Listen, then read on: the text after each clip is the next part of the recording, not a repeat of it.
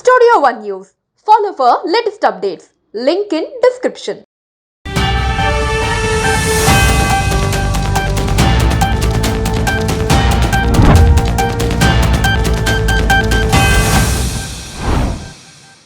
పాక్ ప్రేరేపిత ఉగ్రవాదులపై భారత్ చేపట్టిన ఆపరేషన్ సింధూర్ పట్ల యావత్ దేశం హర్షం వ్యక్తం చేసింది. రాజకీయ, సినీ, వ్యాపార ప్రముఖులు పెద్ద ఎత్తున స్పందించారు. ఈ క్రమంలోనే ఆంధ్రప్రదేశ్ ముఖ్యమంత్రి నారా చంద్రబాబు నాయుడు, మంత్రి నారా లోకేష్ కూడా స్పందించారు. భారత సైన్యం జరిపిన ఆపరేషన్ సింధూర్ పై ఎక్స్ వేదికగా చేసిన పోస్ట్ కు చంద్రబాబు స్పందిస్తూ జై హింద్ అంటూ రిప్లై ఇచ్చారు. మంత్రి నారా లోకేష్ సైతం జై హింద్, న్యాయం జరిగింది అంటూ ట్వీట్ చేశారు. భారత సైన్యం చర్యలను అభినందించారు.